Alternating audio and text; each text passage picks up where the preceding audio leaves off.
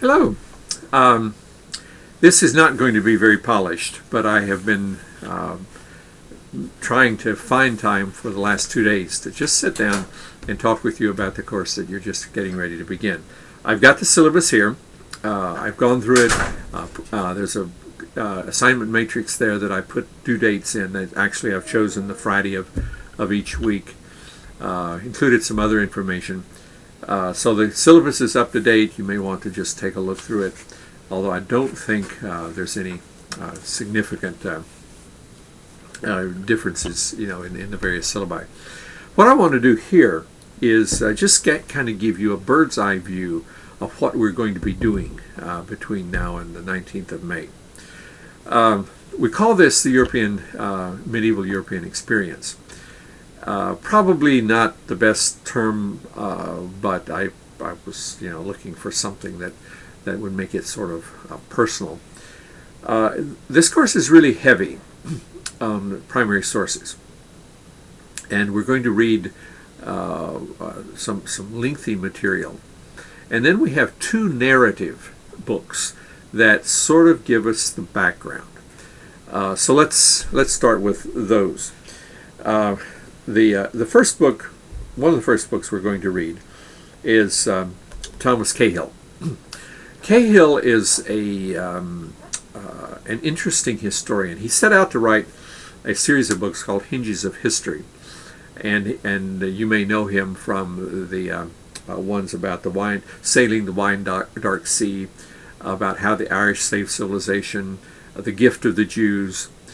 A series of very interesting interpretations of historical events from at least a theistically sympathetic point of view. He's trying to basically give us a historical concept of some key events in history, and a number of those are biblical themes.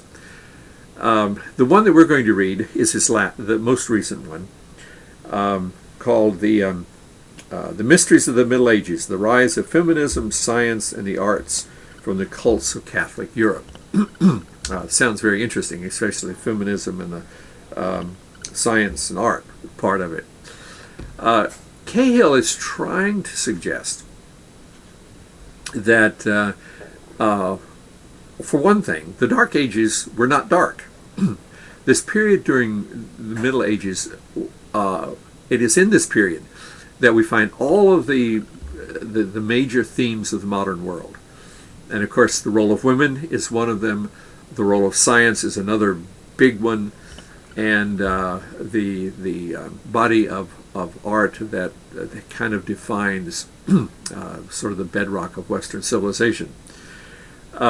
He has been roundly criticized in different ways for all of his books, but especially about this one. The argument goes something like that: he's attempted too much in a book of this kind. We'll let you be the judge, but I find his take on Eleanor of Aquitaine is a very interesting look at a powerful, determined, and I would say somewhat underhanded woman who knew how to get her way, use the environment to do it, and so that's one story. Then for the period of this course that involves the Reformation, we're going to read Diarmaid MacCulloch's classic book on the Reformation. Very interesting. MacCulloch begins with the argument that the Catholic Church was not weak at the beginning of the Middle Ages, at the end of the Middle Ages. Actually, it was very strong. But even in its strength, it only took one idea to bring the whole medieval edifice crashing down. And that idea is salvation by faith alone. Diarmaid is an Anglican, an active Anglican, and he's writing from again, from a theistic point of view. the book is very interesting because you get his take on the Reformation in just the first couple of chapters, maybe 3 chapters, and thereafter he's dealing with the effects of the Reformation. It's like you have this huge plate glass window, and a small rock hits the center of that window, and very gradually the window begins to crack. It cracks finger all the way through it until the whole window comes crashing down in small pieces.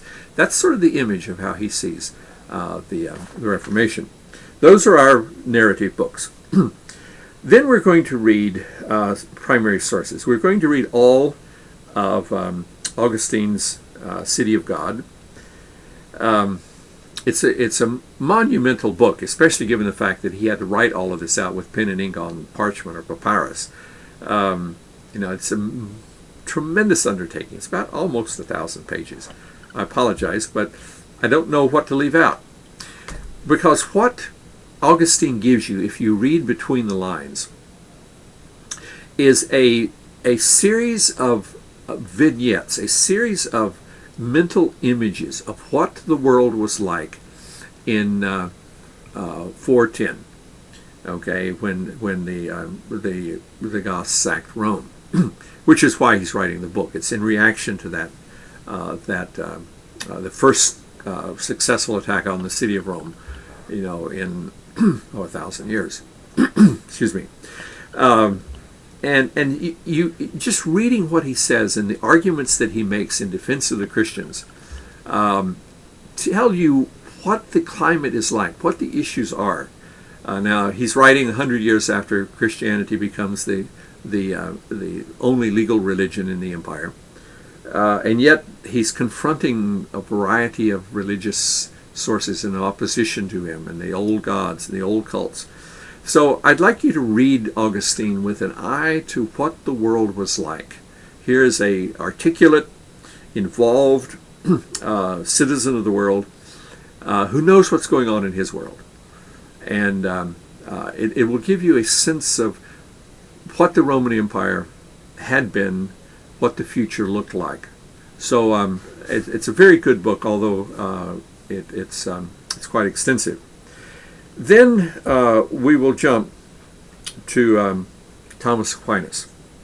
Now, I'm not having you read all of his stuff. Okay, that would be a death sentence. But we are reading a collection of his works published as Aquinas on Politics and Ethics, which sort of zeroes in on Aquinas' political theory and helps us understand how the world had changed since Augustine. Now, Augustine died in 430. Aquinas is alive after 1300. So you're dealing with 900 years of change. You're going to find out some information about that change from Cahill's book, but not all of it. But the world has changed dramatically. Augustine was defending Christianity against the pagans.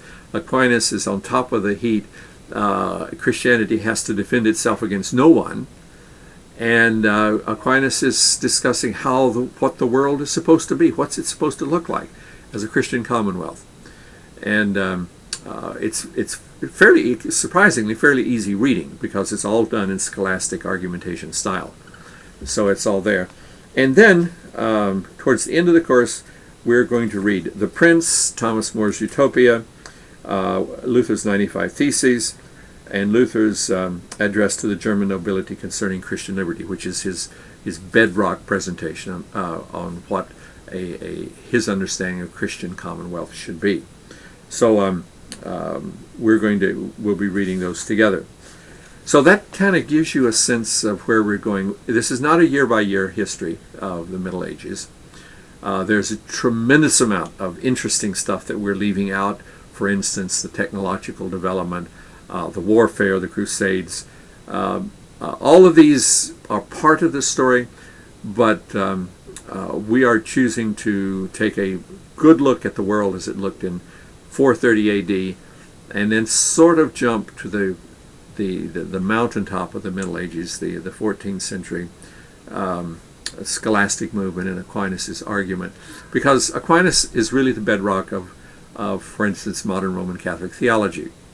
He remains a tremendously influential individual. And by taking these two poles with narrative background, we would like for us to get a sense of the core ideas, the central ideas of the Middle Ages. The nature of the church as a political institution, the role of the individual as an agent of history, the rise, development, transformation of kingdoms into nation states. All of these things lie here. And if we can understand how the Middle Ages looked at their world, this hierarchical understanding of a system in which everyone had their place, where God put them, and at the top of this hierarchy is the church, the Pope. Everything else draws its authority from this hierarchy. That hierarchy is not going to survive the Protestant Reformation. The hierarchy itself finds its foundations crumbling. So this is the story, and I hope to have some interesting exchanges with you. We will have conference coming up in a month, maybe 5 weeks. You'll be almost done with Augustine by that time, perhaps, so we can talk about that. And look forward then. And especially we want to talk about Thomas Cahill. He's a character. I would also tell you that, remind you that there is a term paper associated with this course. And I think it would be very good for you to come to the conference prepared to talk about the topic of your term paper, what you would like to do, what you envision, and let us as a group mold each other's understanding and thinking. Okay, have a great day. We are looking forward to seeing you back on campus shortly. God bless you.